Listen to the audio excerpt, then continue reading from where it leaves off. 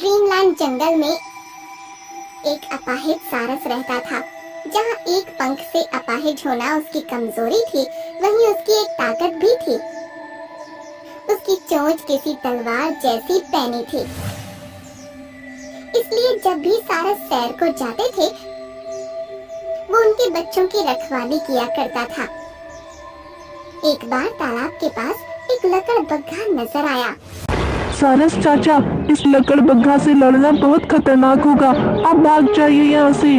अगर मैं भाग जाऊंगा तो तुम लोगों को कौन बचाएगा? मैं नहीं जाने वाला। इतने में लकड़बग्घा उनके करीब आ चुका था। बस बस बस बस करो, आपस में झगड़ो नहीं। मैं पहले छोटे छोटे बच्चों को खाऊंगा और कल के लिए इस अपाहिज सारस को रख लूंगा। ऐसा कहकर लकड़बग्घा उनकी तरफ बढ़ने लगा। बच्चों के करीब पहुंचने से पहले ही सारस आगे बढ़ा। लकड़बग्घा, यहाँ से चले जाओ वरना अच्छा नहीं होगा। ओहो, तो ये लूला लंगड़ा सारस मुझे रोकने का दुस्साहस कर रहा है। अभी देख मैं क्या कर सकता हूँ। लकड़बग्घा उस पर झपटा, लेकिन सारस तेजी से हट गया और लकड़बग्घा एक पत्थर से जा टकराया। वो खुद को संभालता, इससे पहले ही सारस ने उसकी कमर पर अपनी चोंच से हमला किया। ओए माँ! सारस की पैनी चोंच के हमले से लकड़बग्घा की कमर खूनम खून हो गई। लंगड़े लूले सारस, तुमको देख लूंगा। अगली बार पूरी फौज को लेकर आऊंगा। ऐसा कहते हुए वो नजरों से ओझल हो गया और सभी बच्चे ये देखकर बहुत खुश हो गए।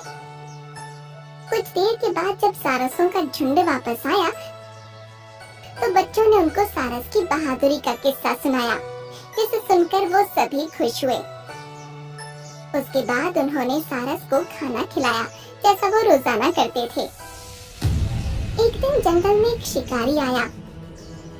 तालाब के पास पहुंचने पर उसकी नजर अपाहिज सारस पर पड़ी, जो भी बच्चों की रखवाली कर रहा था। मिल गया। उसने एक गोली चलाई थी।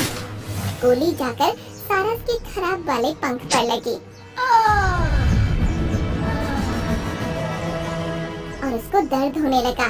शिकारी उसके पास आया और सारसों के बच्चे वहाँ से भाग निकले। आखिर एक सारस हाथ आ ही गया। उसने सारस पर जाल डाल दिया और उसको खींचते हुए अपने टेंट में ले गया।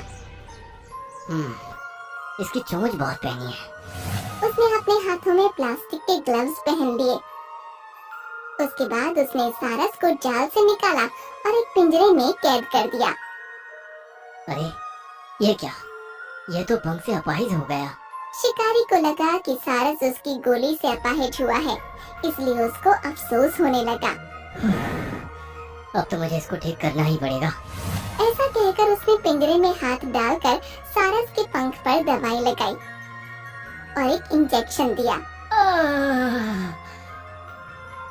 दुष्ट इंसान, पहले मुझे पकड़ लाया और अब ये तरह तरह की तकलीफें दे रहा है। चलो अब इसको खाना दे देता हूँ। उसने सारस के सामने खाना रखा, लेकिन सारस ने उसे मुंह तक नहीं लगाया। अरे क्या हुआ? खाते क्यों नहीं? शायद मुझसे खाने को कह रहा है, लेकिन मैं इसका दिया एक दाना नहीं खाऊंगा। नहीं सारस की भाषा शिकारी समझ सकता था, नहीं शिकारी की भाषा सारस को समझ आ रही थी। पता नहीं क्या बोल रहा है। मैंने तो खाना दे दिया, अब ये अपने आप खा लेगा। ऐसा कहकर वो चारपाई पर लेटकर आराम करने लगा। शाम को जब सारसों का झुंड वापस जंगल पहुंचा, तो उनको सारस को गायब देख हैरानी हुई। मम्मी, सारस चाचा को शिकारी पकड़ कर ले गया है। यह कैसे हुआ? उन्होंने खुद को बचाया क्यों नहीं? वो खुद को बचाती, लेकिन उससे पहले उन्हें गोली मारकर घायल कर दिया गया, फिर उनको जाल में फंसाकर घसीट कर ले गया। यह सुनकर सभी सारसों को बहुत दुख हुआ। इस तरफ शाम होने पर शिकारी की नींद खुल गई। उसने देखा कि सारस ने अभी भी कुछ नहीं खाया और चुपचाप बैठा है। अरे यार, खाना खा ले, कब तक भूखा रहेगा? काश ये मेरी भाषा समझ सकता। तभी उसके मोबाइल पर किसी का कॉल आ गया। हाँ सर बोलिए। क्या सर बोलिए, तुमको कोई सारस मिला? मुझे मेरे चिड़ियाघर के लिए एक सारस बहुत जल्द चाहिए। ठीक है सर, मैं ले आऊंगा, मुझे कुछ दिन का वक्त तो दीजिए। ऐसा कहकर उसने कॉल कट कर दिया। यार तू बस जल्दी से ठीक हो जाए, उसके बाद मैं तुझे इस क्लाइंट को बेचकर माला माल हो जाऊंगा। कहकर वो सारस के पास बैठ गया और उसके खाना खाने का इंतजार करने लगा। लेकिन सारस ने खाने को छुआ तक नहीं। अब रात ज्यादा होने लगी थी तो शिकारी को नींद आने लगी। इस तरफ लकड़बग्घा अपने साथ 2 और लकड़बग्घों को हमले के लिए तैयार कर रहा था।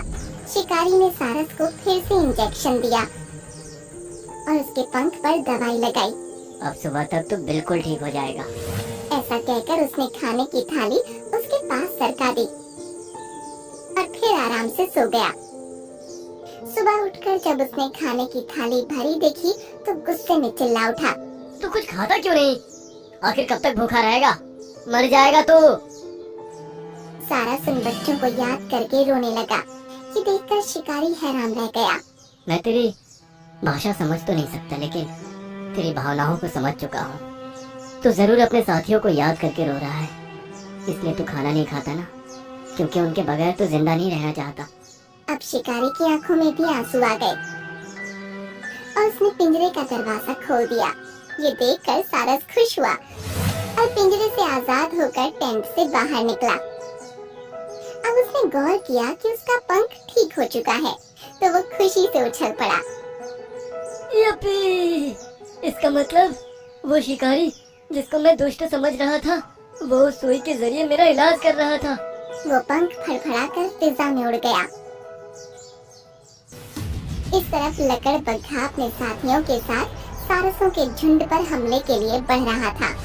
बच्चों, तुम सब मेरे पीछे रहना, हम तुम्हें कुछ नहीं होने देंगे। सारसों ने अपने बच्चों को कवर किया और उनके आगे आकर खड़े हो गए। उन्हें पता था कि वो जीत नहीं पाएंगे, लेकिन फिर भी वो अपनी जगह से नहीं हिले। आज तुम सब मारे जाओगे। अचानक सारस उनके सामने आ गया। उल्टे पैर वापस चले जाओ, इस बार हम 3 हैं, पूरे 3। अभी तीनों को मजा चखाता हूँ। ऐसा कहकर सारस फिजा में उड़ा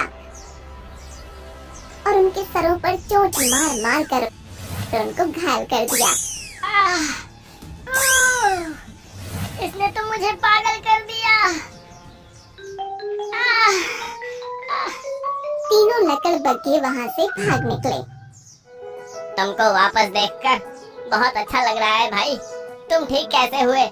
जहाँ तक मुझे समझ आया, उस शिकारी ने ही मेरा इलाज किया है, और जब उसने देखा कि मेरी आंखों में आंसू है तो वो खुद भी रो पड़ा और मुझको आजाद कर दिया। इसका मतलब सभी इंसान बुरे नहीं होते, कुछ इंसान अच्छे भी होते हैं। उस दिन से फिर से सारस बच्चों की रखवाली करने लगा और अब उसकी जिंदगी और भी खूबसूरत हो गई थी।